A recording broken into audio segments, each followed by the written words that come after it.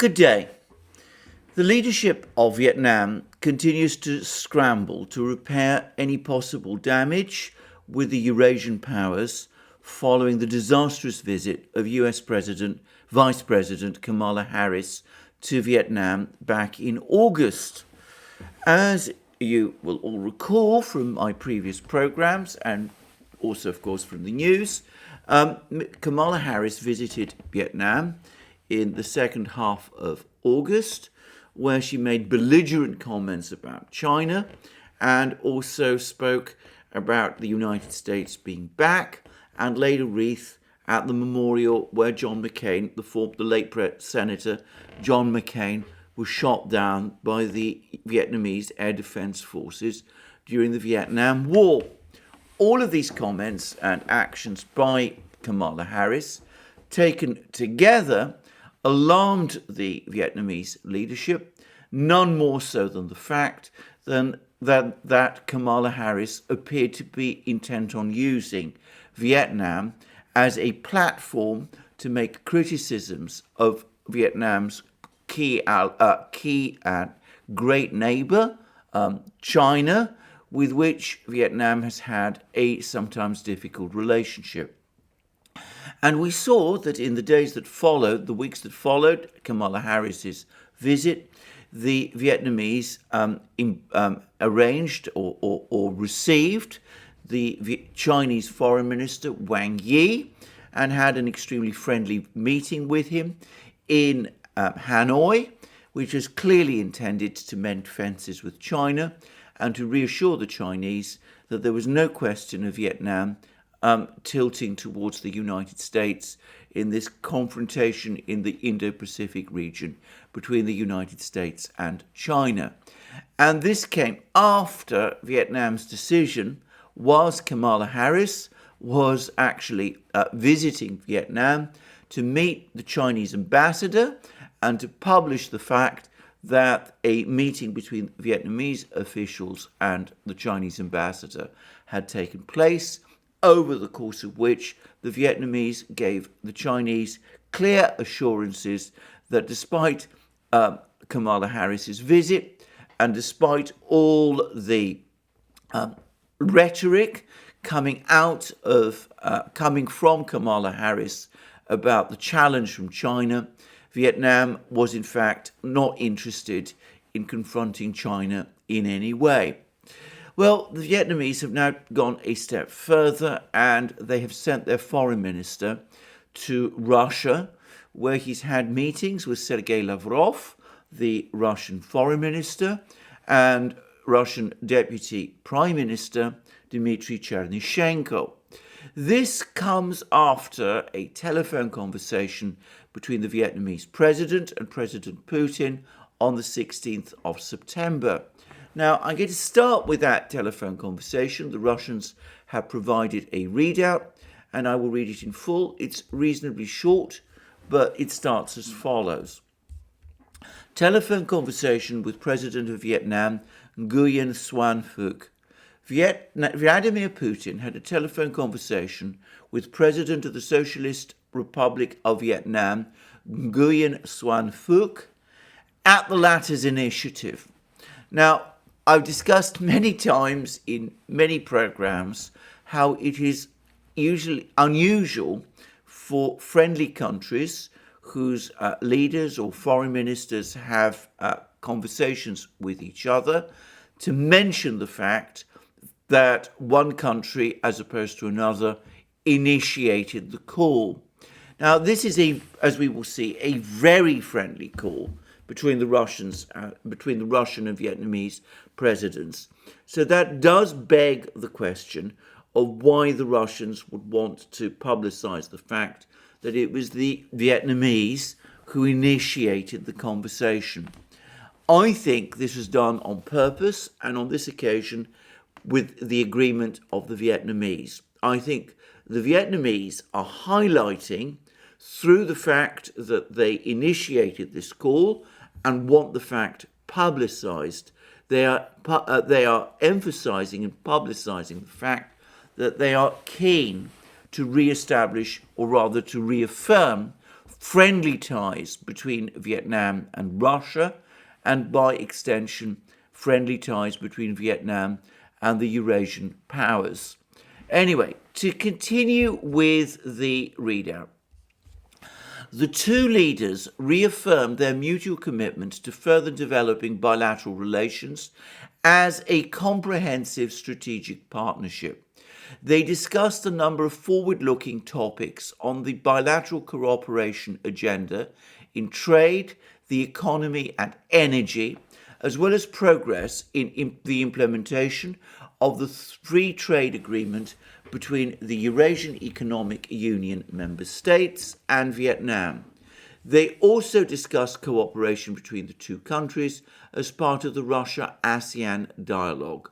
Nguyen Xuan Phuc thanked Russia for supporting Vietnam in its efforts to fight the spread of the pandemic and expressed interest in receiving more Russian medications, as well as setting up their production in Vietnam.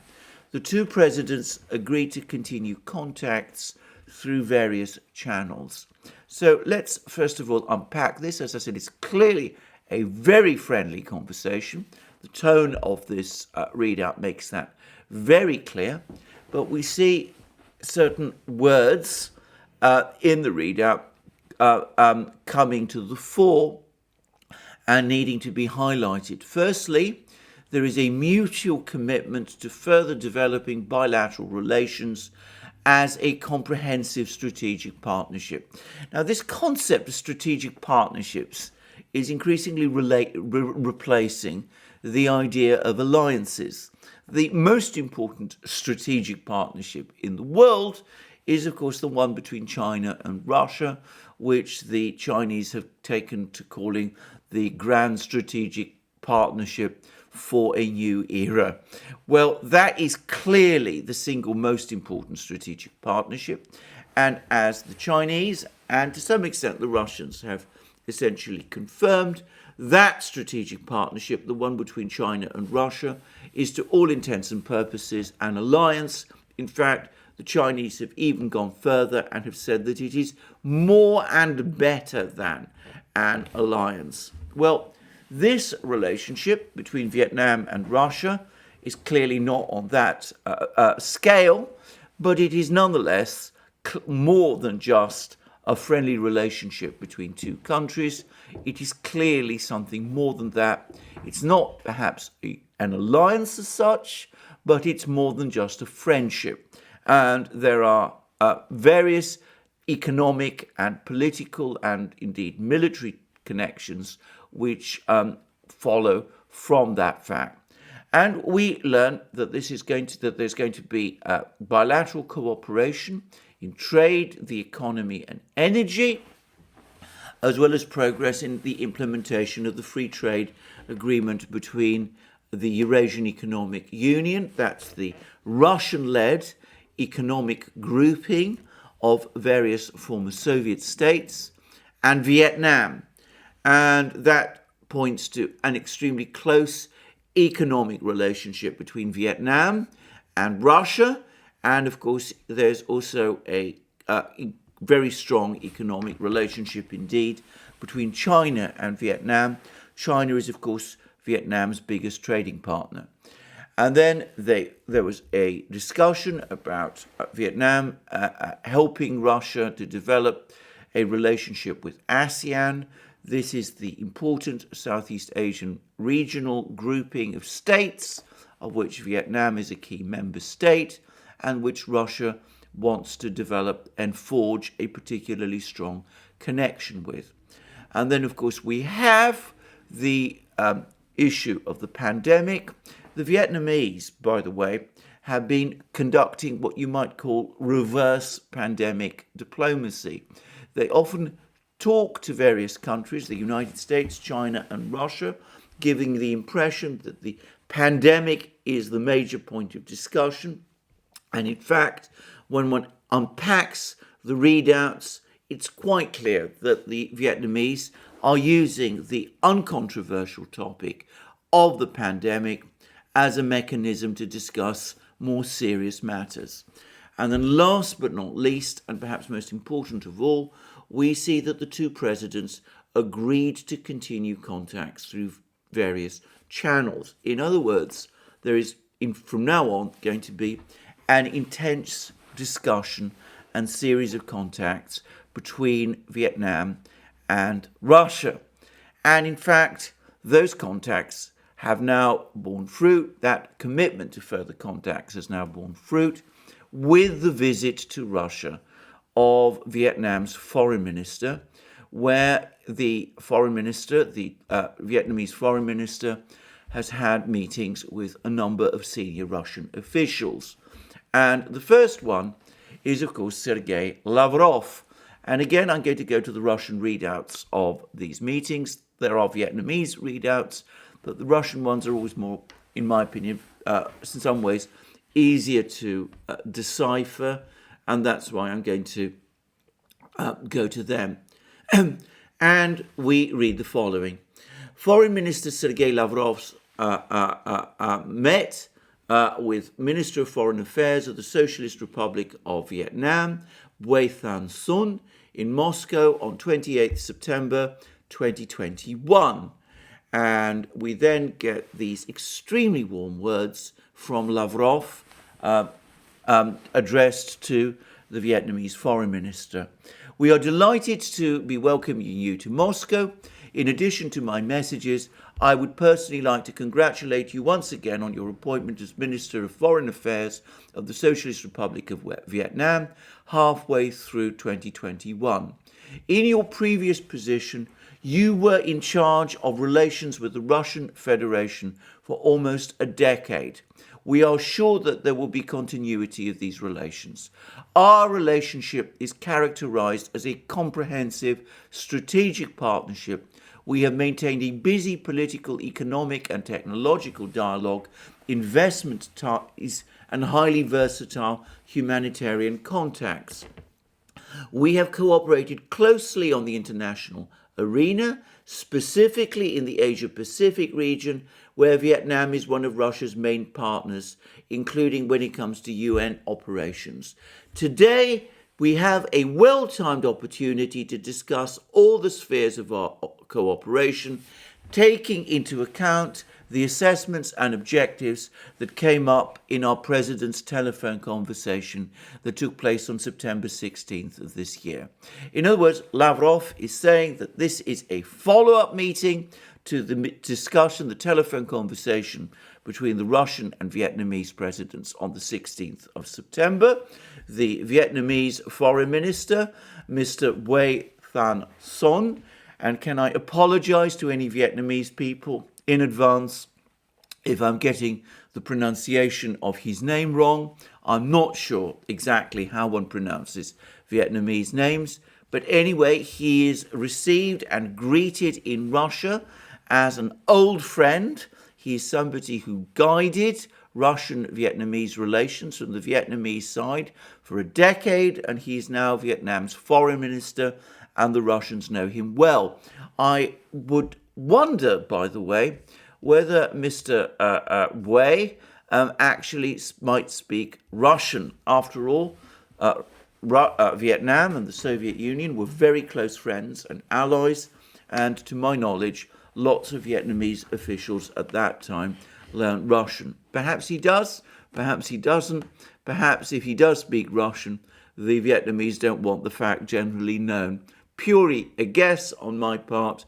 I have no way of knowing one way or the other, but it is interesting that a Vietnamese official, a long-standing Vietnamese official who has run Russian relations for a long time, I would be surprised if he doesn't know some Russian and hasn't received some education in Russian from the previous period of close relations between Russia and Vietnam in the 1960s and 1970s and 80s. Anyway, to continue, we read that there is a comprehensive strategic partnership, and of course, there's the two countries, Vietnam and Russia, closely coordinate on all sorts of issues, economic, political, technological, that there's investment ties between them, but they clearly also coordinate on issues of foreign policy, including foreign policy questions pertaining to the Asia-Pacific region. And then there was another readout of a further meeting between Mr. Lavrov, Sergey Lavrov, and Foreign Minister of Vietnam, Nguyen, over the course of which the Russian Foreign Minister Lavrov made certain comments, and this was all happened in the context of a press conference at the Russian Foreign Ministry. And I'm going to again read them in full. Good afternoon. Foreign Minister of Vietnam, Nguyen and I held talks in a constructive and friendly atmosphere. So now we see that the Russians are going out of the way to make clear that the relations between Russia and Vietnam are friendly. We had an in-depth conversation and exchanged views on a wide range of matters of mutual interest, reaffirming our shared commitment to consistently strengthening the comprehensive strategic partnership between our countries, building on the long-standing traditions of friendship, solidarity, and mutual support. So there is a shared commitment to build up their comprehensive strategic partnership, and this builds on the long-standing traditions of friendship, solidarity, and mutual support. Now, this is a clear hint to the Soviet Union's long history of unflinching support for Vietnam. Now, Vietnam had a complicated relationship. Sometimes it was very close with China during the period of the Vietnam Wars. In the 1950s, Vietnam and China were very close allies, and China provided critical support to Vietnam in defeating France during the Indochina War of the early 1950s. But then, in the 1960s and 1970s, the Soviet Union became an even stronger ally of Vietnam during the period of the Vietnam War between Vietnam and the United States. And importantly, the Soviet Union continued to support Vietnam during the particularly difficult period of Vietnamese-Chinese relations in the 1980s, when there was actually a brief but very intense border war between China and Vietnam in 1979. So the reference to long-standing traditions of friendship, solidarity, and mutual support clearly references that era. And perhaps it clearly references the era in connection with the latest overtures Vietnam is receiving from the United States. It's a not so subtle reminder that at the time when the United States was bombing Vietnam, the Soviet Union, the previous incarnation of Russia, if you will, was providing Vietnam with solidarity and mutual support. It provided Vietnam with its air defense system at that time. It sent Soviet advisors to Vietnam. It's supplied Vietnam with sophisticated surface-to-air missiles and MiG-21 fighter jets, and all of those were critical in enabling the Vietnamese to win the Vietnam War. It also supplied Vietnam with all sorts of other military equipment, and of course one of the most important pieces of equipment, though in some ways perhaps not the most glamorous, were the AK-47 rifles, which the Vietnamese used to such effect during the Vietnam War, providing that famous rifle with its baptism of fire. Anyway, to continue. We welcome the regular and meaningful political dialogue at the high and highest level that has continued despite the pandemic. We paid special attention to carrying out the agreements by our respective leaders, including those reached during a telephone conversation between the presidents of Russia and Vietnam on September 16, 2021. On trade and economic relations, we share the view that the free trade agreement between the Eurasian Economic Union and Vietnam has had a really positive impact on bilateral trade. In 2020, it increased by 15% and was up 24% in January-July 2021. We also discussed ways to address the imbalances in mutual trade, including by enabling Russian exporters to expand their foothold in the Vietnamese market. We agreed on fast-tracking the project to set up the assembly of Russian vehicles in Vietnam by moving to a practical stage in its implementation. Large-scale initiatives in industrial manufacturing, infrastructure construction and transport are also amongst our priorities. We talked about opportunities to combine our efforts in spheres like information security, e-government and smart cities, banking, agribusiness and communications. We also praised the developments in the oil and gas sector and decided to create favorable conditions for Gazprom, Zarubezhneft and Novatek in Vietnam, as well as for Petro-Vietnam in Russia. We reaffirmed our consistent commitment to expanding our military technical collaboration and cooperation in the defense and security sector. I would add that Russia remains, just as it was during the latter half of the Vietnam War and in the period directly after the Vietnam War, Russia remains today Vietnam's principal arms supplier. The Russians supply to Vietnam sophisticated equipment, including Sukhoi fighter jets, submarines, and increasingly surface warships, and all sorts of other sophisticated weapons as well. And this is a key part of the Vietnamese-Russian friendship, and it means that Vietnam continues to be the most powerful military state in Indochina and Southeast Asia. It is essential that we step up efforts to build a center for nuclear science and technology in Vietnam, as well as ensure the stable operation of the joint Russian-Vietnamese Tropical Research and Technology Center. We praise cooperation in education and personnel training, especially in terms of Vietnamese nationals receiving scholarships paid for by funds from the federal budget to study in Vietnam. In 2021 academic year, 1,000 Vietnamese students received this opportunity, whilst there are as many as 6,000 under- and postgraduate students and interns from Vietnam studying in Russia. According to this indicator, Vietnam is one of the leading nations among our partners. We share a convergent or very close approaches to most topical global issues. We discussed our cooperation within the United Nations, as well as developments in the Asia-Pacific region. We share the view on the need to develop an architecture of equal and indivisible security in the Asia-Pacific region that would be in step with the times and rooted in the universally recognized principles of international law. So, no nonsense about rules-based international orders from Lavrov, ever. It is all about international law. I've discussed the importance of this distinction in previous programs.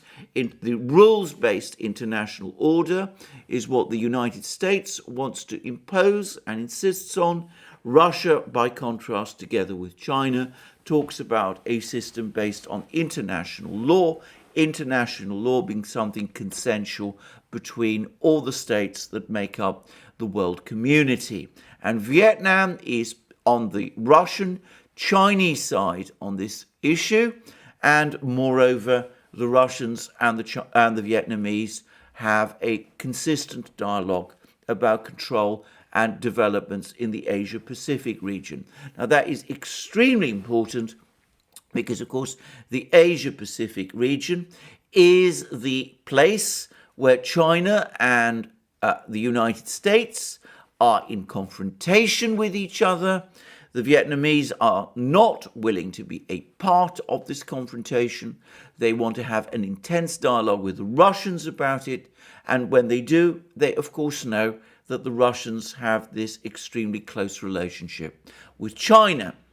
And the emphasis always is on managing the affairs of the Asia-Pacific region in conformity with international law, not with the US conceived concept of the rules-based international order. And then we go on to read from Lavrov.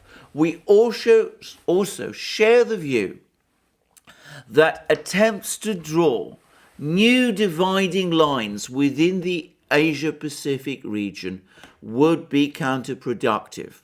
So both Russia and Vietnam are opposed to policies originating, it must be said, overwhelmingly from the United States to create to make the Asia-Pacific region a conflict zone and to divide the various countries of the Asia-Pacific region into armed camps, one aligned with the United States, the other aligned with China. The Vietnamese and the Russians think this is a bad idea. They want to see a peaceful, stable Asia-Pacific region, one in which all countries, Vietnam, China, and the other Pacific states work peacefully with each other, and where there is cooperation, and where disputes like the ones that exist in the Pacific and especially in the South China Sea about island chains and the rest are managed peacefully.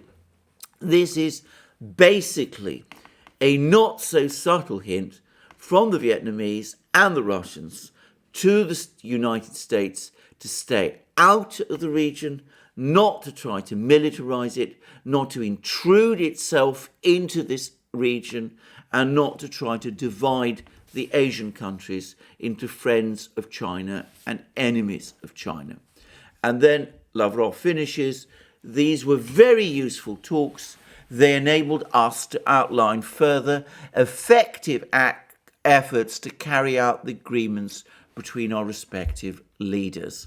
So these were extremely productive talks between the Vietnamese and the Russians. They basically agree on their overall perspective of developments between in the Asia-Pacific region, and note the extent of their cooperation with each other. The Russians are Vietnam's principal arms supplier. They're not, it must be said straight away, comparable at an economic level with China and the United States in terms of economic and trade relations with Vietnam, but that may change as this free trade agreement evolves. And in the meantime, the Russians are now talking about heavy investments by Russian industrial groups in the Vietnamese economy. And that might extend to building vehicles, commercial vehicles in Vietnam, but also perhaps most pointedly to Russia investing in Vietnam's nuclear power industry and presumably before very long building nuclear power stations in Vietnam. Also note that the Russian energy majors, Gazprom, Novatek and the rest are also moving into Vietnam, and it's highly likely that that means that they will be helping Vietnam to develop its energy complex, its natural gas and oil complex in, by the way, the South China Sea, precisely the area where there is all this contention between the United States and China, and where there is a dispute between Vietnam and China, which, however, as was shown during Chinese Foreign Minister Wang Yi's visit to Vietnam a short time ago, which I recently also discussed, the Vietnamese and the Chinese are anxious to maintain a peaceful relationship over. And Lavrov was not the only important Russian official. that Wei Than's son met in Russia. He's also had meetings with the Russian Deputy Prime Minister, Dmitry Chernyshenko, and we learn, and this is now taken from the Vietnamese Communist Party's website, that during his meeting with Russian Deputy Prime Minister Dmitry Chernyshenko in Moscow on September 28th, Son congratulated Russia on its great development achievements, affirming that Vietnam always attaches importance to its traditional friendship and comprehensive strategic partnership with Russia. And Chernyshenko said that Vietnam is a reliable friend and a partner of Russia. He expressed his delight at Vietnam's achievements, especially in stabilizing the macroeconomy and pandemic response. And then we go on to read that during the meeting, the two officials pledged to seek ways to deepen the Vietnam-Russia comprehensive strategic partnership. They underscored the importance of enhancing cooperation mechanism of the Intergovernmental Committee on Economic, Scientific and Technical Cooperation, as well as regular coordination between ministries and agencies to promote key projects, creating favorable conditions for Vietnam-Russia joint ventures as well as enterprises from the two countries to pour capital into each country.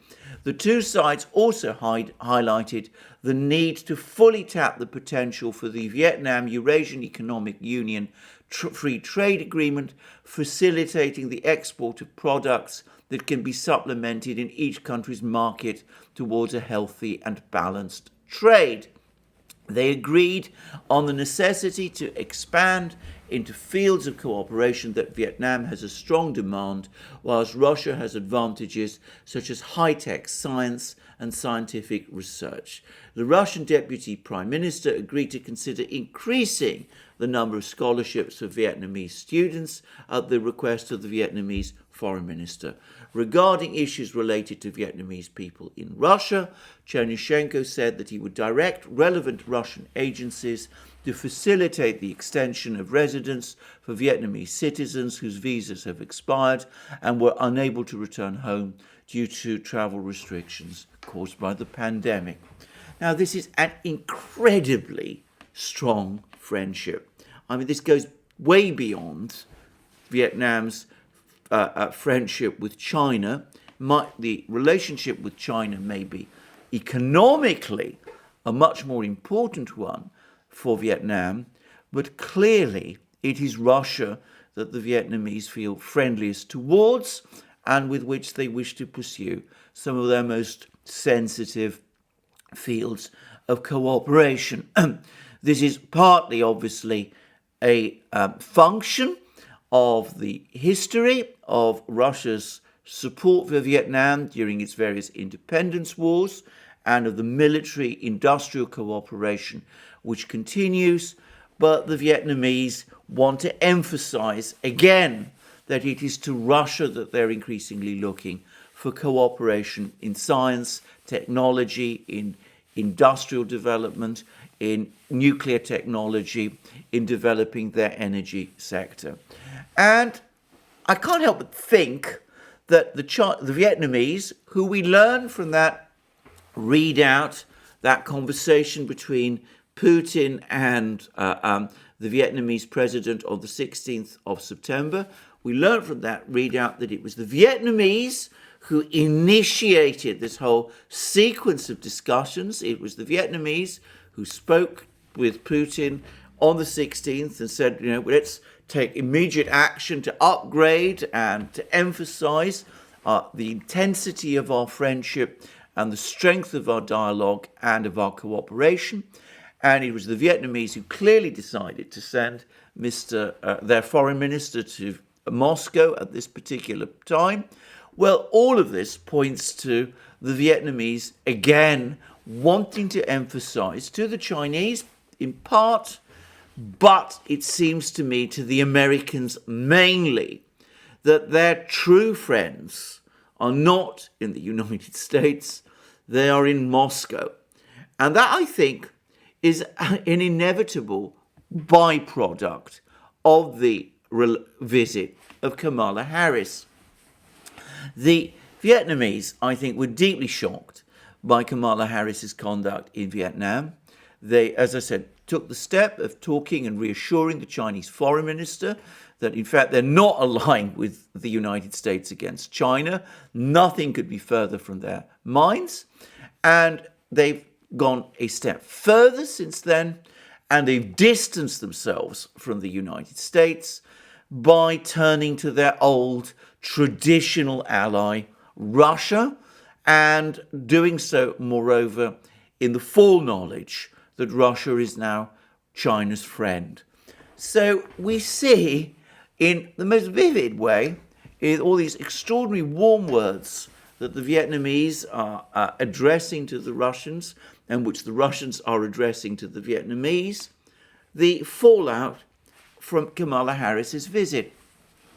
Not only did Kamala Harris's visit make the Vietnamese go out of their way to reassure China that they're not aligning with China, with the United States against China, calling in the Chinese ambassador, conducting a very friendly interaction with Chinese Foreign Minister Wang Yi on his visit to Vietnam. But they've now gone an even further step. They've initiated a whole series of talks in Moscow and with the Russian leadership, which seem to be intended to emphasize that it is Russia, not the United States, which is Vietnam's great friend and key partner, and that it is with Russia that the Vietnamese seek the deepest friendship. And they do that in the full knowledge that this will be well received in Beijing. It's been a remarkable experience to see the fallout from this disastrous visit of Kamala Harris, how an attempt to win over Vietnam against China and the Eurasian powers has achieved the opposite outcome. It's caused Vietnam to reassure China and reaffirm the closeness of its ties with Russia. I think there must be people in Moscow and Beijing who are telling themselves that Kamala Harris is, as far as they're concerned, perhaps the best ambassador they can send around the world in order to encourage more countries to align with themselves. Well, on that somewhat ironic note, I finish this broadcast. I have to dash. I hope you have enjoyed this program. I look forward to you joining me again on other issues. Please remember to look us up on Locals, where we have a thriving channel, and please tick the right button if you've liked this video and check your subscription to this channel. Thank you for joining me again today. Look forward to speaking to you soon.